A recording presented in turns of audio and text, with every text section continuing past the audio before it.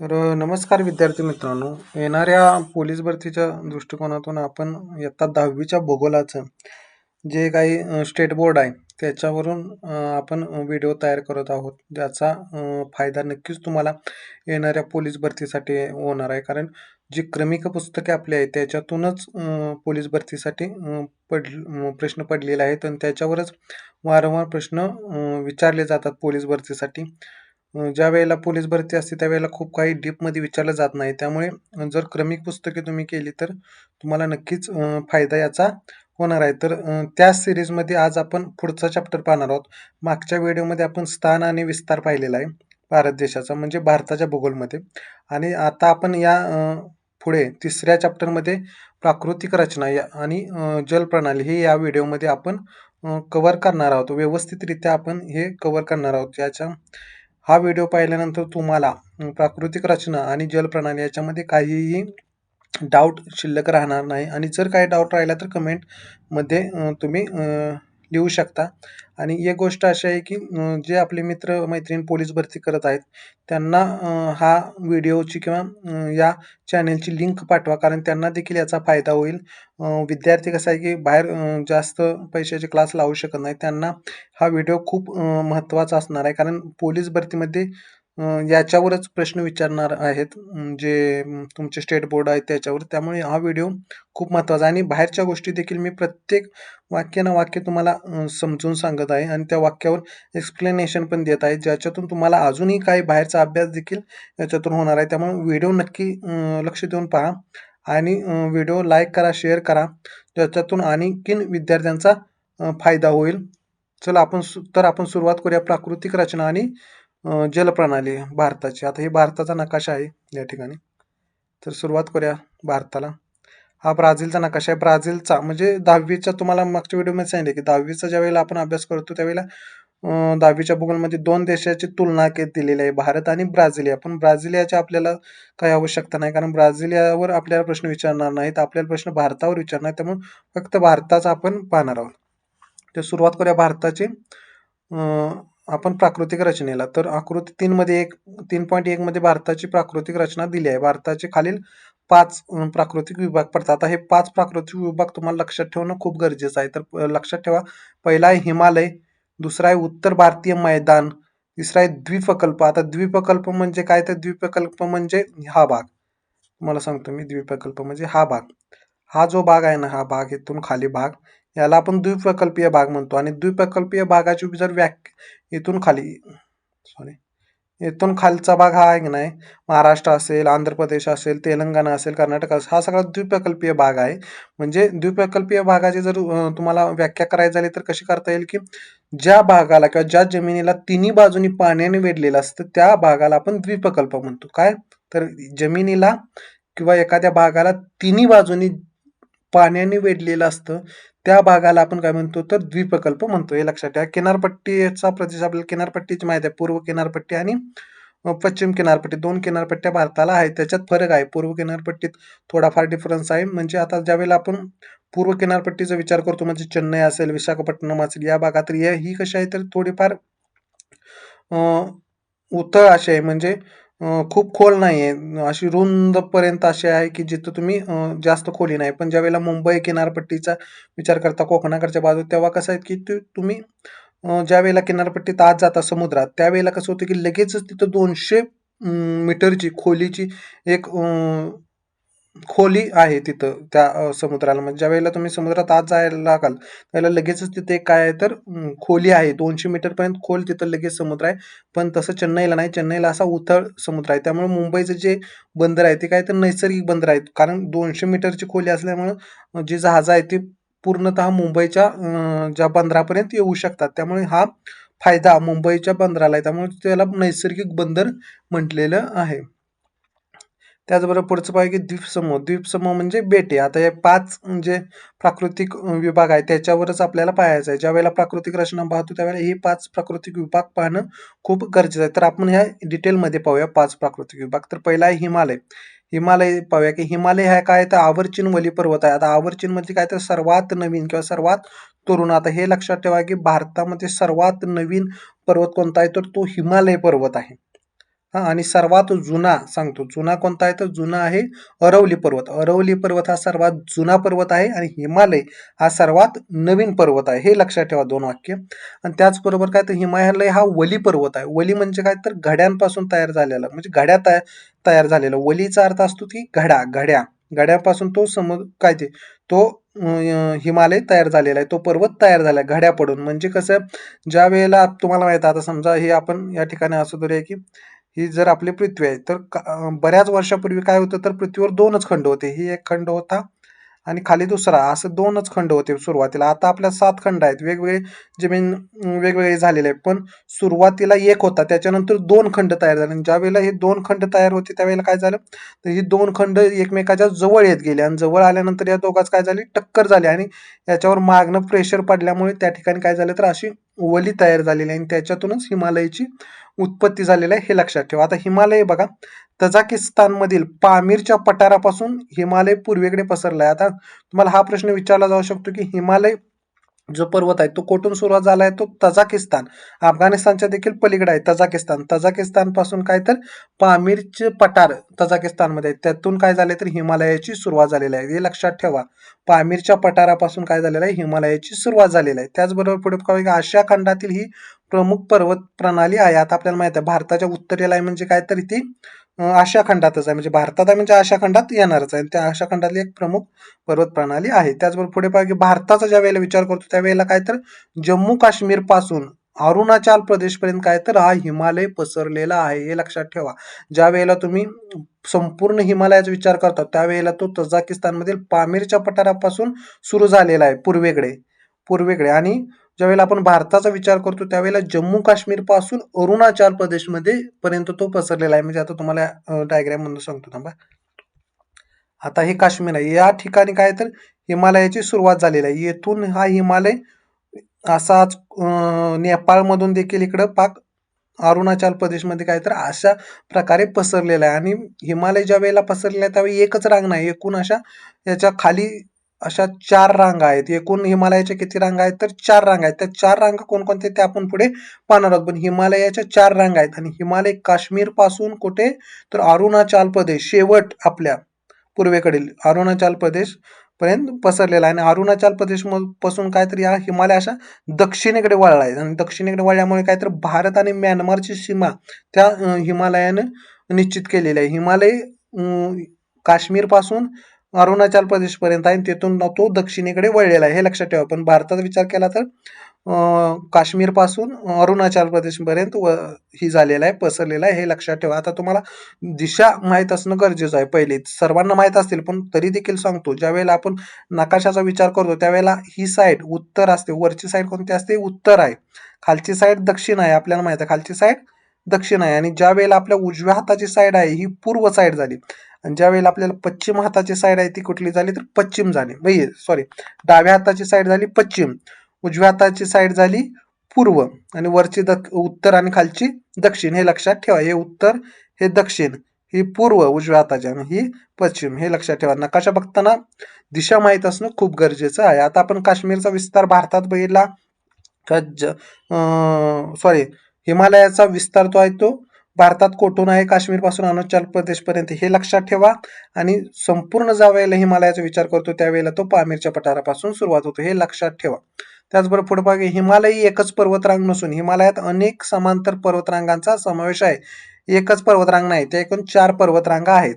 त्याचबरोबर पुढचं बघा, शिवालिक ही सर्वात दक्षिणेकडील पर्वतरांग आहे. सर्वात दक्षिणेकडे कोणते आहे तर अशा ज्या लाईन आहेत त्या सर्वात दक्षिणेकडे आहे शिवालिक. आणि ती काय तर सर्वात नवीन आहे. सर्वात दक्षिणेकडे कुठली आहे, शिवालिक, आणि ती सर्वात नवीन आहे. त्याचबरोबर शिवालिक पर्वतरांगेकडून उत्तरेकडे जाताना सर्वात खालची शिवालिक झाली. त्याच्यावरची कोणती आहे तर त्याच्यावरची आहे लघु हिमालय. त्याच्यावरची आहे बृहद हिमालय. बृहद हिमालयालाच आपण ग्रेटर हिमालय देखील म्हणतो. आणि त्याच्यावर चौथी एक आहे, या ठिकाणी चौथी दिलेली नाही पण चौथी सांगतो ट्रान्स हिमालय. हे लक्षात ठेवा. सर्वात खालची काय झाली झाली, त्याच्यावरची झाली लघु हिमालय, त्याच्यावरची झाली बृहद किंवा ग्रेटर हिमालय, सर्वात वरची आहे ट्रान्स हिमालय. या काय तर त्या पर्वतरांगा 4 आहेत. 4 अशा पर्वतरांगा ज्या आहेत त्या पसरलेल्या आहेत. कोठून, काश्मीर पासून ही अरुणाचल प्रदेशपर्यंत या 4 लाईन आहेत. आता लक्षात आलं तुमच्या या 4 लाईन कोणत्या आहेत आणि कुठून कशा आहेत? तरी देखील एक नकाशात तुम्हाला सांगतो. या ठिकाणी बघा, या ठिकाणी ही जी लाईन आहे याला समांतर ही अशी दुसरी लाईन, ही तिसरी लाईन आणि ही अशी चौथी लाईन आहे. अशा 4 लाईनी एकूण काय आहेत तर त्या पसरलेल्या आहेत. पाक अरुणाचल प्रदेशपर्यंत त्या 4 लाईनी आहेत. त्या 4 लाईनी कोणत्या आहेत ते देखील बघितलं. ते लक्षात ठेवा. ते महत्वाचं आहे की सर्वात दक्षिणेकडील तुम्हाला विचारली जाऊ शकते. त्याचबरोबर पहा की याच पर्वतरांगांचे पश्चिम हिमालय, आता आडवं ज्या वेळेला आपण भाग पाडतो त्यावेळेला पश्चिम हिमालय, पश्चिमेकडचा भाग हा पश्चिम हिमालय, मधील भाग हा मध्य हिमालय आणि पूर्वेकडील भाग आता ही मध्य हिमालय आणि हा पूर्वेकडील काय तर पूर्व हिमालय, असे 3 हिमालयाचे भाग पडला जातात. आता हे लक्षात ठेवा की पूर्व हिमालयात आसाम हिमालय देखील म्हटलं जातं आणि पश्चिमेला काय तर काश्मीर हिमालय देखील म्हटलं जातं. आता पश्चिम साईडला काश्मीर आहे आणि पूर्व साईडला तुम्हाला आसाम हिमालय दिसतं, हे लक्षात ठेवा. हे देखील क्लासिफिकेशन तुम्हाला लक्षात ठेवलं पाहिजे की काश्मीरचे असे जर आपण पश्चिम पूर्व जर पाहिलं तर 3 भाग पडतात. पश्चिमेकडचा पश्चिम हिमालय, मध्य हिमालय आणि पूर्वेकडचा हिमालय तो आसाम हिमालय, हे लक्षात ठेवा. त्याचबरोबर पुढे पाहिजे की उत्तर भारतीय मैदान. आता आपण हिमालयाचा भाग पाहिला, पहिला आपला प्राकृतिक विभाग झाला आणि आता काय तर आता उत्तर भारतीय मैदान. आता हे एक लक्षात ठेवा की ज्यावेळेला आपण महाराष्ट्राचा विचार करतो ना त्यावेळेला 3 प्राकृतिक विभाग पडतात. एक आहे कोकण, एक आहे सह्याद्री पर्वत रांगा किंवा सह्याद्री पश्चिम घाट आणि तिसरा आहे तो महाराष्ट्राचे पठार. आणि भारताचा विचार करतो तेव्हा 5 त्यातला हिमालय आपण पाहिलेला आहे, तुम्हाला समजलेला आहे हिमालय. त्यामुळे आता उत्तर भारतीय मैदान पाहू. हा प्राकृतिक विभाग हिमालयाच्या दक्षिण पायथ्यापासून भारतीय द्वीपकल्पाच्या उत्तर सीमेपर्यंत पसरलेला आहे. आता तुम्हाला हे लक्षात आलं असेल. आता या नकाशातच आपण हे पाहूया.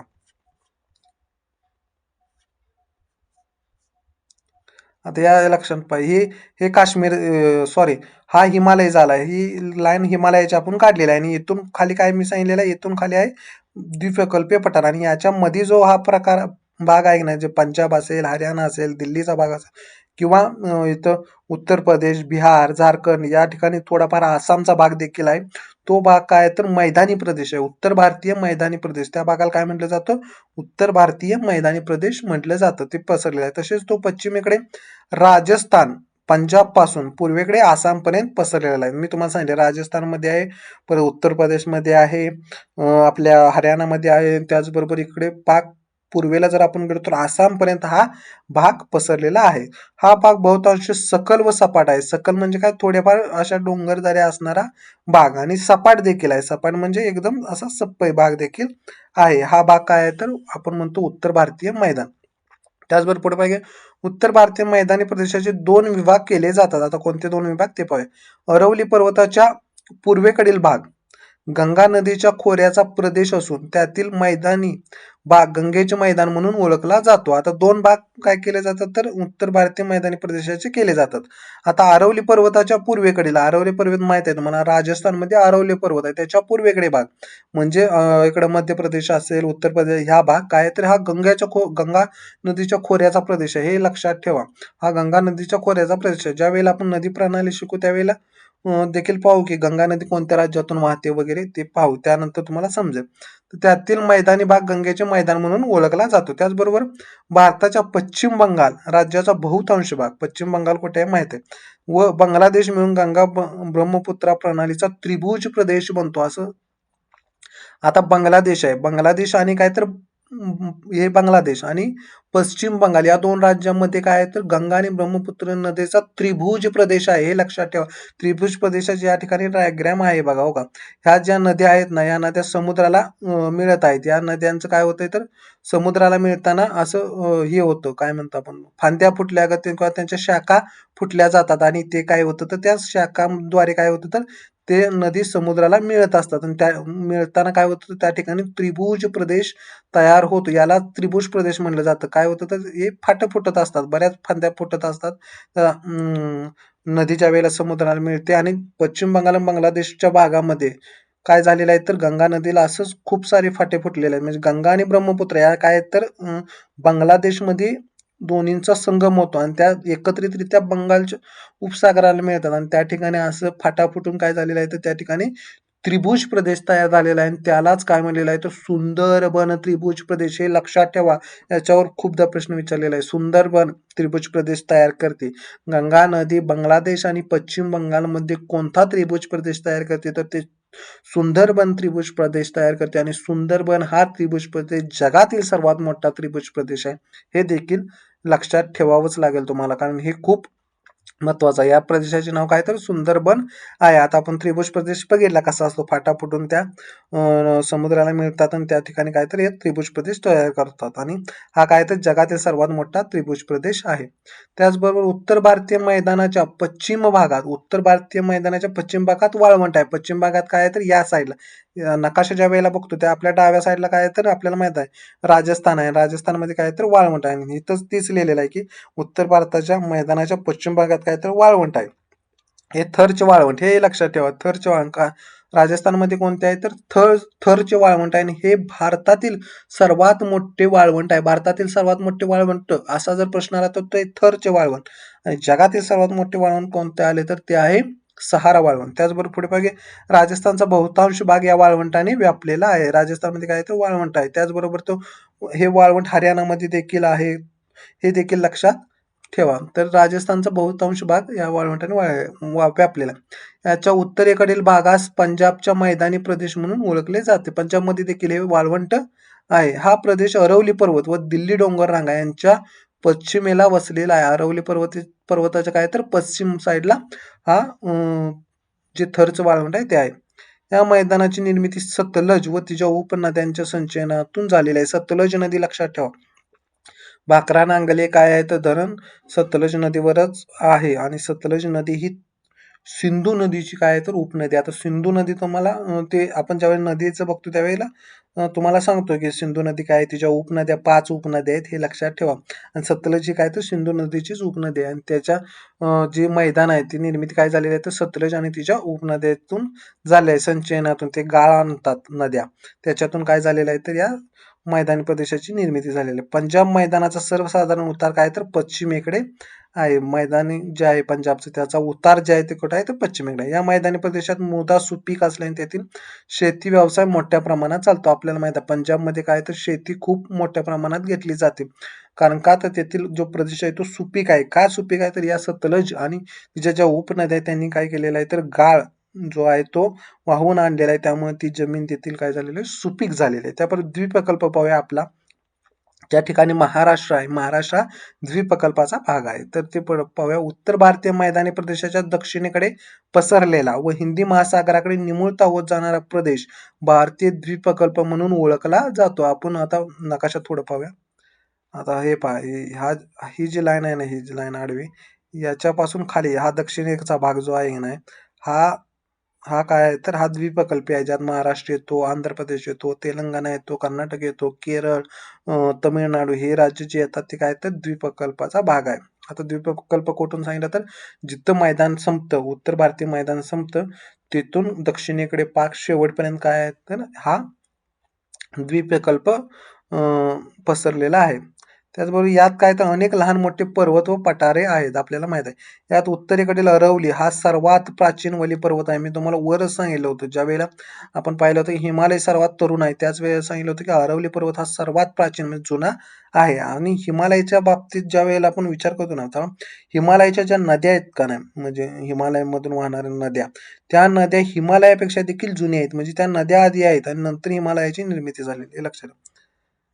भारतात सपाट मैदानी सीमांकित करणारी पठारांची शृंखला मध्य भागातील विंध्य सातपुडा पर्वत, तर पश्चिम घाट म्हणजे आपला सह्याद्री पर्वत आणि पूर्व घाट हा देखील काय तर पर्वतीय प्रदेश. आता इथं पर्वतीय प्रदेश सांगितलेले आहेत. याच्यात विंध्य आणि सातपुडा पर्वत. विंध्य पर्वत नर्मदा नदीच्या उत्तरेकडे विंध्य पर्वत आहे. नर्मदा नदीच्या दक्षिणेकडे सातपुडा पर्वत आहे. लक्षात ठेवा. आणि त्याचबरोबर पश्चिम घाट व पूर्व घाट आपण पाहिलेले. पश्चिम घाट म्हणजे आपला सह्याद्री पर्वत आणि पूर्व घाट एक आहे. पूर्व घाटाबद्दल देखील आपण पुढे माहिती घेणार आहोत. आता किनारपट्टीचा प्रदेश पाहूया. भारताला सुमारे 7,500 किमी लांबीची किनारपट्टी लाभलेली आहे. आता ही 5,700 जी किलोमीटरची किनारपट्टी आहे ना, याच्यात 2 भाग पडतात. याच्यात मुख्य भूमीची किनारपट्टी एक पडते आणि बेटांची एक पडते. ज्यावेळेला मुख्य भूमीची तुम्ही विचार करता, मुख्य भूमीला जे किती किनारपट्टी आहे, तर ती आहे 6,100 किलोमीटर आणि बेटांसहित किती आहे तर 7,500 किलोमीटर. ही जी दिली आहे ती बेटांसहित आणि म्हणजे बेटांची किती झाली तर 1,400 किलोमीटर. हे 3 भाग लक्षात ठेवा. मुख्य भूमीचे 6,100 बेटांच्या 1,400 आणि संपूर्ण भारताची जर विचारलं तर 7,500. या ठिकाणी तुम्हाला स्पेसिफिक असं मुख्य भूमी किंवा बेटाची या ठिकाणी दिलेलं नाही. पण एक तुम्हाला माहितीसाठी मी सांगितलेलं आहे. आणि ज्यावेळेला भारताची किनारपट्टी येईल त्यावेळी तुम्हाला 7,500च लिहावं लागेल. जर असं स्पेसिफिक आलं की बाबा मुख्य भूमीची किती किंवा बेटांची किती, तर तुम्हाला ते उत्तर लिहिता येतील. पण भारत म्हणून जर प्रश्न आला तर 7,500. त्याचबरोबर द्वीपकल्पाच्या पूर्वेकडे व पश्चिमेकडे ही किनारपट्टी आहे. आपल्याला माहित आहे पूर्वेकडची किनारपट्टी म्हणजे आपली कोकण किनारपट्टी असेल किंवा खालची कर्नाटक किनारपट्टी असेल, गोवा किनारपट्टी असेल, मलबार किनारपट्टी जी केरळची आहे ती असेल, ती पूर्वेकडील झाली. आणि पश्चिमेकडील म्हणजे इकडं कोरोमंडल म्हणजे खालचं तमिळनाडूची असेल किंवा वरची आंध्र किनारपट्टी, ओडिसा किनारपट्टी ही पश्चिम किनारपट्टी झाली. सॉरी, सॉरी, सॉरी, सॉरी उलटं झालं. द्वीपकल्पाच्या पूर्वेकडे, पूर्वेकडे म्हणजे काय आहे तर पूर्वेकडे म्हणजे ही कोरोमंडलची झाली म्हणजे तमिळनाडू, आंध्र प्रदेश किंवा ओडिसा ही पूर्वेकडची झाली हे लक्षात ठेवा. ज्या वेळेला तुम्ही पूर्व पश्चिम करता त्यावेळेला थोडंफार गफलत होते. त्यासाठी दिशा माहीत असणं गरजेचं आहे. पूर्वेकडे म्हणजे आपलं पश्चिम बंगाल असेल, ओडिसा असेल इकडं आणि पश्चिम म्हणजे आपलं मुंबई असेल किंवा खाली केरळ असेल, कर्नाटक असेल ह्या किनारपट्टी हे लक्षात ठेवा. पश्चिमेकडे आपण आहे आणि पूर्वेकडे बंगाल किंवा ओडिसा आहे हे लक्षात ठेवा. या दोन्ही किनारपट्टीमध्ये बराच काय तर फरक आहे. आता हे मी तुम्हाला वर सुरुवातीला सांगितलं होतं की किनारपट्टीमध्ये देखील फरक आहे. कारण का तर जी किनारपट्टीची खोली आहे, समुद्राची खोली आहे, ती समुद्राची खोली ज्यावेळेला आपण मुंबई किनारपट्टीचा विचार करतो म्हणजे पश्चिमेकडे त्यावेळेला लगेचच समुद्र सुरू झाला की लगेचच ती 200 मीटरची खोली आहे आणि पूर्वेकडे तशी खोली नाही. तिकडे काय तर असं उथळ असल्यागत आहे. हे लक्षात ठेवा. त्यामुळे पुढे पाहूया की पश्चिम किनारा अरबी समुद्राला लागून आहे. आपल्याला माहिती आहे पश्चिमेला अरबी समुद्र. हा किनारा खडकाळ आहे. पश्चिम घाटातून अनेक डोंगरांच्या शाखा या किनाऱ्यापर्यंत आलेल्या आहेत. डोंगरांच्या शाखा काय आहेत तर या किनाऱ्यापर्यंत आलेल्या आहेत. ते देखील आपण ज्यावेळेला सह्याद्री पर्वतरांग पाहणार आहोत त्यावेळेला आपल्याला समजेल की सह्याद्री पर्वतापासूनच काय झालेलं आहे तर त्या डोंगर रांगा ह्या किनाऱ्यापर्यंत आलेल्या आहेत. या किनारपट्टीची रुंदी ही काय आहे तर कमी आहे. हे लक्षात ठेवा. किनारपट्टीची काय तर रुंदी कमी आहे कारण लगेचच तिथं 200 मीटरची खोली आहे. त्याचबरोबर पश्चिम घाटातून वेगाने वाहणाऱ्या नद्या म्हणजे या कोकणी नद्या, जे कोकण नद्या आहेत त्या या किनाऱ्यावर काय करतात उतरतात. म्हणजे ज्या सह्याद्री पर्वतावर उगम पावतात आणि अरबी समुद्राला मिळतात त्या कोकणातील नद्या या काय तर अतिशय वेगाने वाहतात कारण उतरावून लगेच वाहून लगेच त्या समुद्रात मिळत असतात. त्यामुळे या नद्यांच्या काय तर मुखाशी खड्या तयार झाल्या आहेत.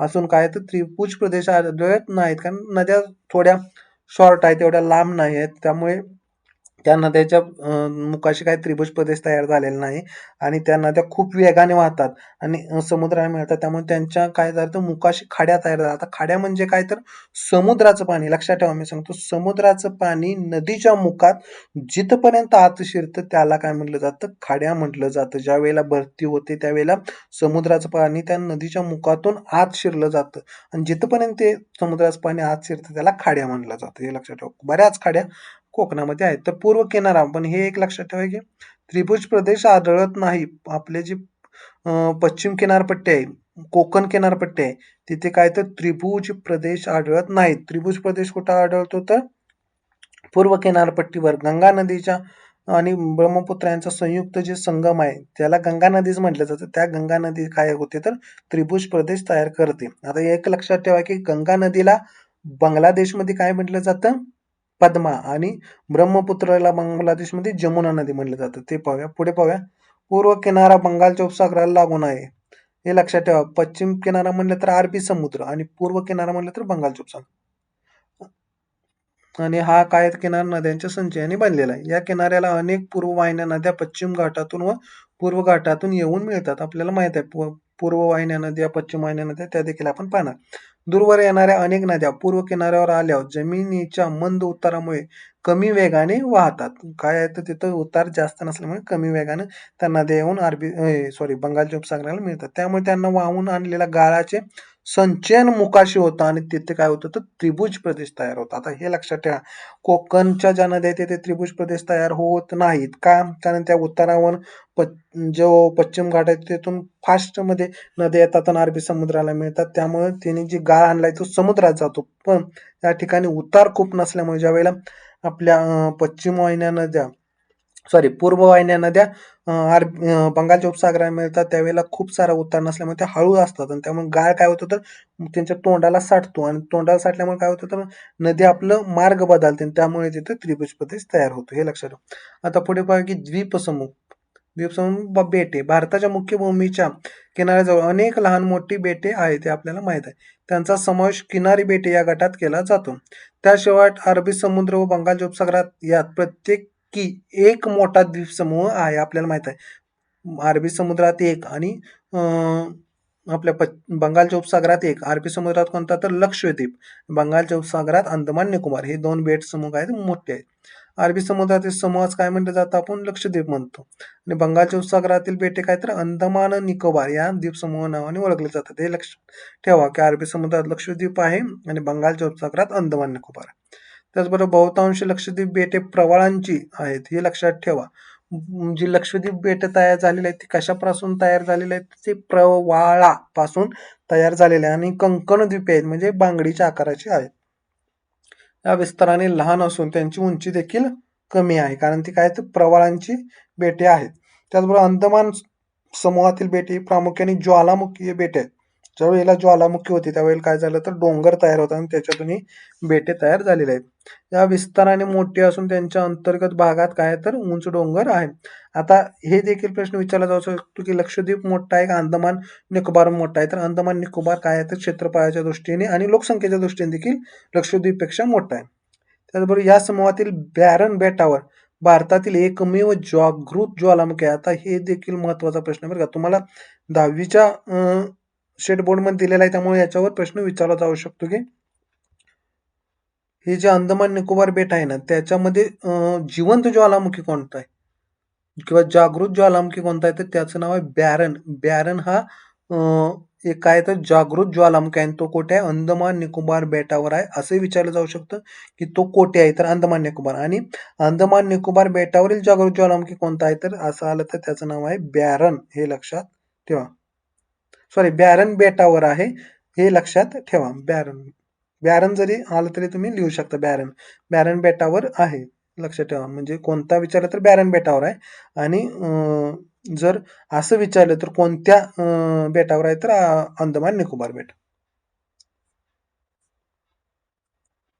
त्याचबरोबर समूहातील काही बेटे कंकण द्वीपच्या स्वरूपात आहेत म्हणजे काय तर बांगडीसारखी आहेत. त्याचबरोबर पुढे पाहूया आपण. हा जो आहे भाग तो संपलेला आहे आपला प्राकृतिक जे विभाग आहेत भारताचे 5 ते आपण व्यवस्थितरित्या पाहिलेले आहेत आणि त्यात सर्वात महत्त्वाचं म्हणजे हा ज्वालामुखी लक्षात ठेवा की बॅरन बेटावर काय आहे तर हा जिवंत ज्वालामुखी आहे. बॅरन बेट कुठे आहे तर अंदमान निकोबार समूहात आहे हे देखील लक्षात ठेवा. त्यातील काय तर ते एक काय तर जागृत हा ज्वालामुखी आहे. आता पुढे आपण नदी प्रणाली पाहूया. भारतातील जलप्रणाली प्रणाली आपण पाहू. उगम क्षेत्रानुसार भारतातील नद्यांचे हिमालयीन नद्या आणि द्वीपकल्पावरील नद्या असे 2 वर्गीकरण केले जातात. आता हे तुम्हाला सोपं वाटतंय पण हे लक्षातच ठेवा की भारतातील ज्या नद्या आहेत त्यांचे 2 प्रकारात आपण काय करतो वर्गीकरण करतो म्हणजे विभागणी करतो. एक आहेत त्या हिमालयीन नदी, दुसऱ्या आहेत त्या द्वीपकल्पावरील नद्या म्हणजे आपण पठारावर नद्या देखील म्हणू शकतो. या ठिकाणी आता हे जे हिमालय आहे याच्या वरील ज्या नद्या आहेत या ठिकाणी चंबळ ह्या नद्या सुद्धा इथून वरच्या ज्या नद्या आहेत ना त्या काय आहेत तर हिमालयीन नद्यामध्ये मोडतात आणि इथून खालच्या ज्या आहेत त्या काय आहेत तर या द्वीपकल्पीय नद्या म्हणून ओळखलं जातं. हे 2 भाग आपल्या नदी प्रणालीमध्ये पडतात. त्याचबरोबर हिमालयीन नद्या पाहूया. हिमालयातील बहुतेक प्रमुख नद्या विविध हिमनद्यातून उगम पावतात. आता हिमालयात म्हणजे माहिती आहे आपल्याला बर्फ असतो आणि हिमालयातील बहुतेक नद्या म्हणजे आता गंगा नदीचा जरी आपण विचार केला तर गंगा नदीचा उगम हा काय तर हिमनदीमधूनच आहे. सुरुवातीला त्या हिमनद्या असतात म्हणजे बर्फाच्या नद्या असतात आणि तिथून पुढे काय तर या पाण्याच्या नद्या सुरू होतात म्हणजे त्यांचा उगम हिमनदीतून झालेला आहे हे लक्षात ठेवा. भारतातील सियाचीन ही हिमनदी काय तर सर्वात लांब हिमनदी आहे. ही एक लक्षात ठेवा सियाचीन. त्याचबरोबर उन्हाळ्यातही त्यामधून काय तर मोठा विसर्ग होत असतो. कारण त्या काय तर 12 महिने आता हे लक्षात ठेवा, की हिमालय नद्या 12 महिने का असतात तर तिथे बर्फ असतो. आणि या ठिकाणी कसं आहे, की ज्यावेळेला पाऊस पडतो त्यावेळेला तर ते असतातच पाणी. पण ज्यावेळेला उन्हाळा असतो त्यावेळेला काय असतो तो बर्फ जो आहे तो वितळतो. त्यामुळे उन्हाळ्यात देखील त्या नद्यांना काय असतो तर मोठा विसर्ग असतो, पाणी असतं हे देखील लक्षात. पावसाळ्यात त्यांना पूर येतो. या बारमाही वाहणाऱ्या नद्या आहेत. बारमाही वाहतात. कारण का पावसाळ्यात तर त्यांना पूर येतोच, पाऊस पडतो. पण उन्हाळ्यात देखील ते बर्फ वितळल्यामुळे त्याच्यात काय असतं पाणी असतं. या गटात सिंधू व तिच्या उपनद्या आणि गंगा व तिच्या उपनद्या येतात. आता ही सिंधू आहे बघा. या सिंधू नदीचा उगम इथं मानस सरोवरामध्ये सिंधू नदीचा उगम आहे आणि गंगोत्री या ठिकाणी बघा. गंगोत्रीला काय आहे तर गंगा नदीचा उगम आहे. यमुनोत्रीला काय आहे तर यमुना नदीचा उगम आहे. हे लक्षात ठेवा. आता येथे मानसरोवरामध्ये सिंधू नदीचा उगम आहे. सिंधू नदी या ठिकाणी काश्मीरमध्ये जाते बघा. बघा. या ठिकाणी काश्मीरमधून काय आहे तर ती डायरेक्ट या ठिकाणी गिलगिट पाकिस्तानमध्ये या ठिकाणी काय आहे तर पाकिस्तानमध्ये त्याची एंट्री होते आणि पुढे ते अरबी समुद्रालाच मिळते. तिच्या दोन समूहांचा काय तर समावेश केला जातो. हिमालय नद्यामध्ये दोन समूहांचा समावेश होतो हे लक्षात ठेवा. एक तर सिंधू आणि तिच्या उपनद्या आणि 2 नंबर गंगा आणि तिच्या उपनद्या. आता सिंधू आणि तिच्या उपनद्या कोणत्या आहेत तर झेलम, चिनाब, रावी, बियास आणि सतलज या ठिकाणी 4 दिले म्हणजे 5 नद्या आहेत. हे लक्षात ठेवा. झेलम, चिनाब, रावी, बियास आणि सतलज या 5 काय तर सिंधू नदीच्या उपनद्या आहेत. पश्चिम हिमालयात म्हणजे जम्मू आणि काश्मीर व लडाख मधून काय तर त्या वाहतात. आता या 5 नद्या आपण पाहूया. या ठिकाणी तुम्हाला दिसतील बघा. ही सिंधू नदी तर आपण पाहिली या ठिकाणी काश्मीर मधून ती काय तर पाकिस्तानात जाते. आता तिच्या उपनदी बघा ही झेलम आहे. या ठिकाणी ही जी नदी आहे ही झेलम आहे. ही रावी आहे. ही जी नदी आहे ही काय तर रावी नदी आहे. आणि या ठिकाणी रावी नदी या काय तर या चिनाब नदीला काय तर मिळालेली आहे. ही चिनाब नदी आहे बघा. ही 3 नद्या झाल्या. चिनाब ही चिनाब नदी आहे. रावी नदी आहे. ही बियास आहे. बियास ही काय तर सतलजची उपनदी आहे. ही बियास या ठिकाणी सतलजला मिळते आणि सर्वात खालून काय आहे तर ही सतलज नदी आहे. सतलज नदी काय तर इथं चिनाबला मिळते आणि पुढे जाऊन काय तर पाकिस्तानमध्येच काय तर सिंधू नदीला मिळते. अशा 5 सिंधू नदीच्या उपनद्या आपण म्हणतो. झेलम आहे, चिनाब आहे, रावी आहे, ही बियास आहे आणि ही सतलज आहे. अशा 5 नद्या काय आहेत तर त्या सिंधू नदीच्या उपनद्या आहेत.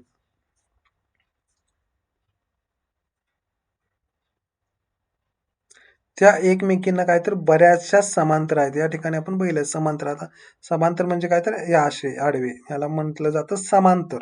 आणि हे असे जे असतात ना, हे असे याला काय म्हणतो आपण सेरीज एका लाईनमध्ये. ही सेरीजमध्ये झालं आणि ह्या ज्या आहेत त्या हे झाल्या पॅरलल म्हणजेच काय तर समांतर झाल्या. हे लक्षात ठेवा. या समांतर म्हणजे अशा समांतर नद्या असतात त्याला समांतर म्हणतात आणि ह्या काय झाल्या सेरीजमध्ये झाल्या. काय तर समांतर आहे. सिंधूची एक प्रमुख उपनदी काय तर सतलज. सतलज ही सिंधूची प्रमुख उपनदी आहे हे लक्षात ठेवा. ही मान सरोवराजवळ उगम पावते. कुठे उगम पावते सतलज? मान सरोवर. आणि सिंधू देखील मान सरोवर. व ती काय तर पश्चिम दिशेत वाहते. पश्चिम दिशेला वाहते आणि सतलज व तिच्या उपनद्यांमधील गाळाच्या संचयनातून भारतातील पंजाबचे मैदान तयार झाले. हे लक्षात ठेवा. पंजाबचे मैदान कशाने तयार झाले आहे तर सतलज व तिच्या नद्यांमधील गाळाच्या संचयनातून पंजाबचं मैदान तयार झालेलं आहे. हे लक्षात ठेवा. सिंधू नदी पुढे पाकिस्तानात जाते. आपण वर पाहिलेलं आहे. ते फक्त काश्मीरमधून काय जाते तर पाकिस्तानमध्ये जाते. आणि या नद्या काय तर या नद्या सतलज आणि तिच्या उपनद्या पंजाबमधून जाऊन पुढे सतलज नदीचा जो संगम आहे सिंधू नदीशी तो पाकिस्तानमध्ये वाहते व अरबी समुद्रासच ती मिळते. सिंधू नदी कुठे मिळते? पुढे जाऊन ती अरबी समुद्रालाच मिळते. पाकिस्तानातून असाच वळसा घालून काय तर ती पुन्हा अरबी समुद्राला मिळते. आता या ठिकाणी पाहूया. हो. ठीक आहे. या ठिकाणी बघा. ही देखील ही बघा ही सिंधू नदी आली. ही सिंधू नदी पुढे या ठिकाणी काय तर अरबी समुद्रालाच मिळालेली आहे. पुढे पहा की गंगा नदी हिमालयातील गंगोत्री आपण मगाशी पाहिलं गंगोत्री या हिम नदीतून मी सांगितलं वर की हिम नदीतून गंगोत्रीचा उगम आहे आणि गंगा नदीचा उगम हिम नदीतून आहे हे मी सांगितलं. ती हिम नदी कोणती तर गंगोत्री आणि गंगा नदीचा उगम देखील गंगोत्री याच ठिकाणी आहे. हे लक्षात ठेवा. हिमालय ओलांडून मैदानी प्रदेशात आल्यानंतर म्हणजे आता हे तुम्हाला प्रश्न पडला असेल की गंगोत्री हे ठिकाण आहे कुठे तर गंगोत्री हे ठिकाण कुठे आहे तर उत्तराखंड या राज्यामध्ये आहे. म्हणजे गंगा नदीचा उगम हा भारतामध्येच आहे हे लक्षात ठेवा. आणि वर पाहिलेल्या सिंधू नदीचा उगम हा मानसरोवर तिबेट मध्ये आहे. त्यात आल्यानंतर ती पूर्ववाहिनी बनते पूर्वेकडे, म्हणजे हिजा असा असं या ठिकाणी इथून सुरुवात झाली. इथून जर इथं जर तिचा उगम असेल तर इकडे अशीच वाहत जाऊन ही बांगलादेशातून जाऊन खाली काहीतरी बंगालच्या इथं उपसागराला मिळते. असा जो प्रवाह आहे याला काय म्हटलं जातं तर पूर्ववाहिनी नदी आहे. त्याचमुळे हिमालयात उगम पावणाऱ्या गंगेच्या अनेक उपनद्या देखील अशाच मार्गाने वाहतात.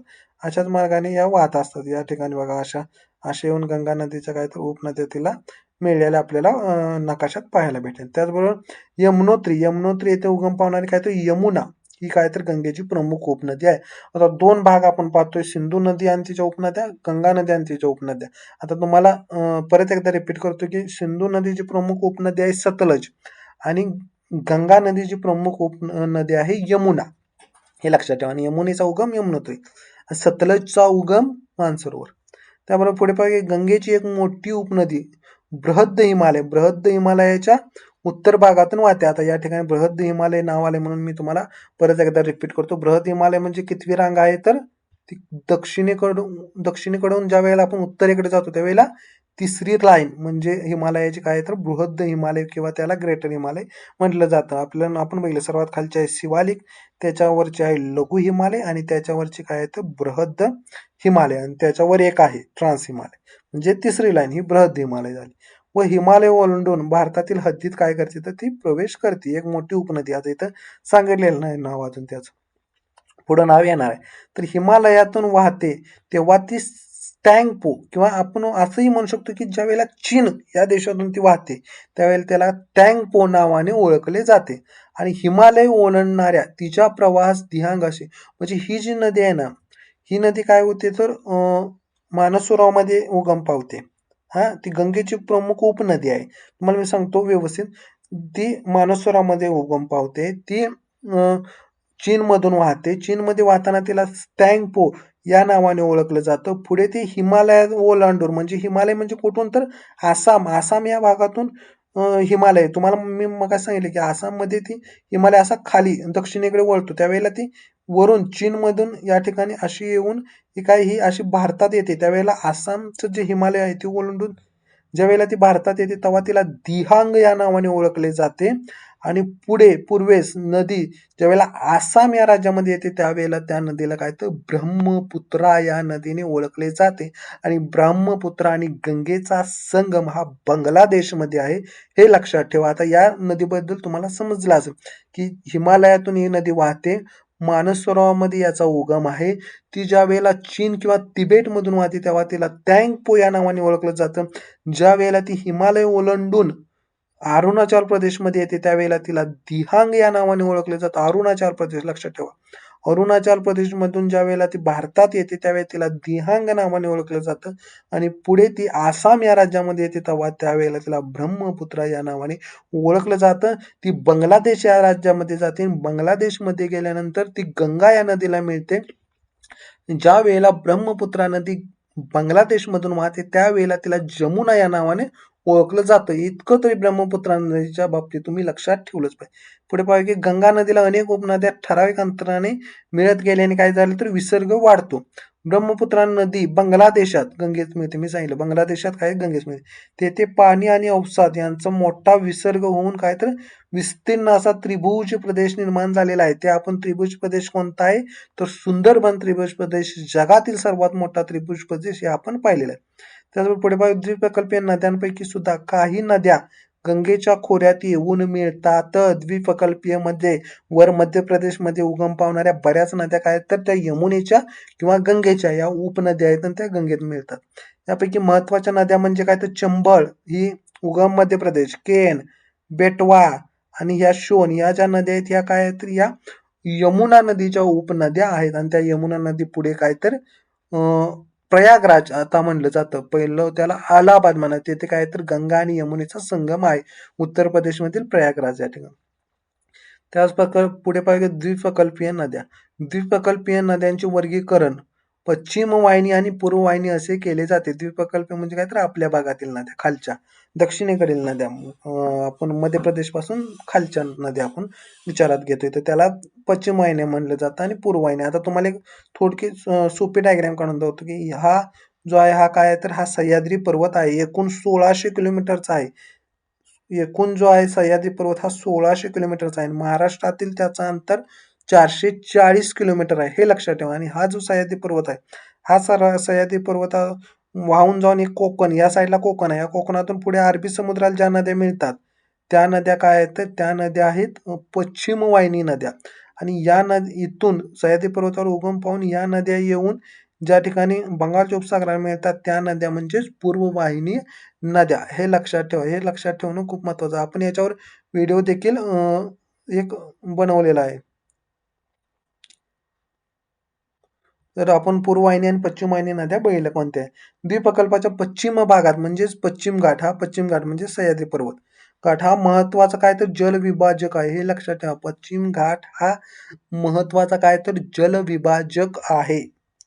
आता हा विचारला प्रश्न जाऊ शकतो की द्वीपकल्पामधील खालीलपैकी कोणता महत्वाचा जलविभाजक आहे? तर याचं उत्तर आहे पश्चिम घाट किंवा सह्याद्री पर्वत.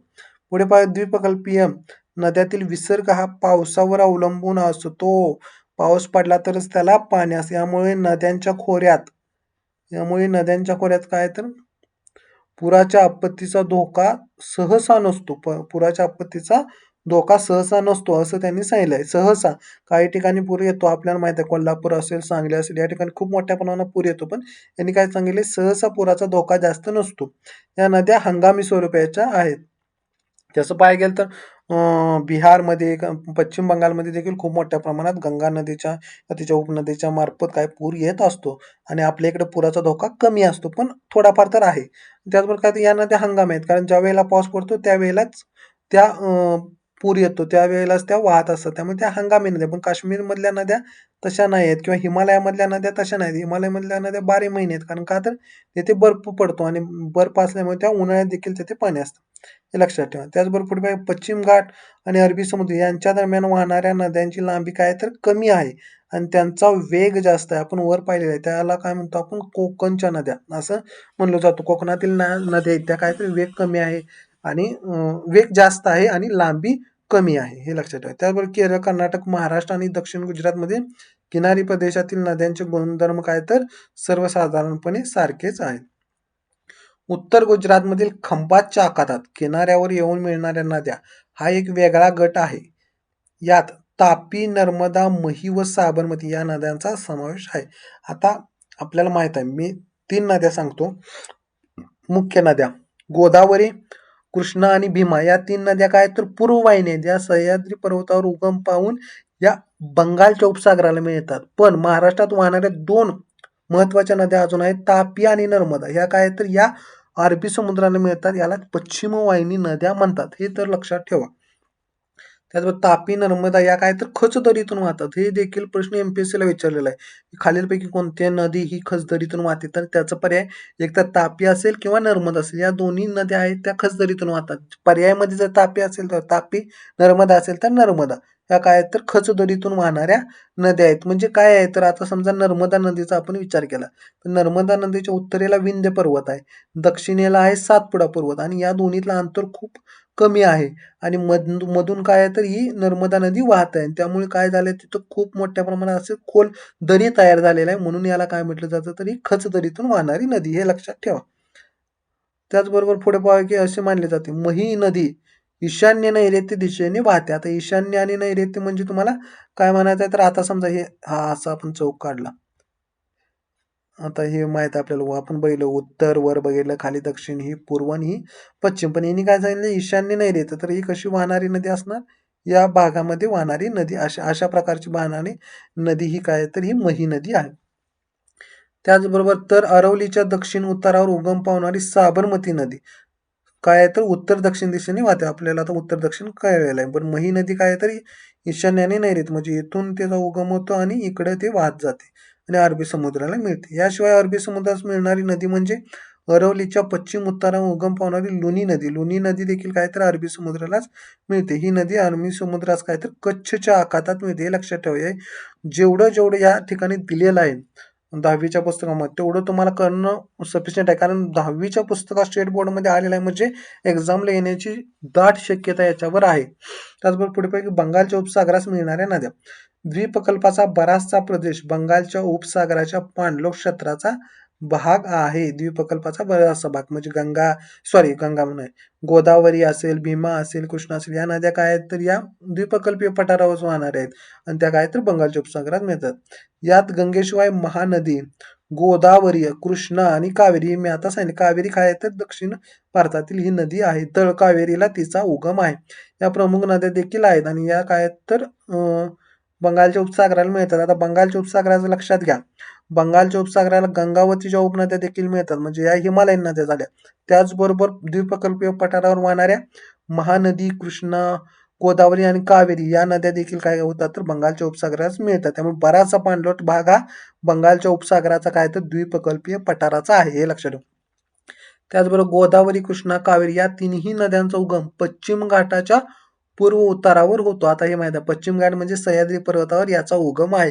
आता या तिन्ही नदीचा उगम स्थान मी सांगतो की गोदावरीचे उगम आहे त्र्यंबकेश्वर, कृष्णा नदीचा उगम आहे महाबळेश्वर सातारा जिल्हा, गोदावरी त्र्यंबकेश्वर नाशिक जिल्हा आणि कावेरी काय आहे तर तळ कावेरीमध्ये काय आहे तर या कावेरीचा उगम होतो. कावेरी नदी महाराष्ट्रातील नाही.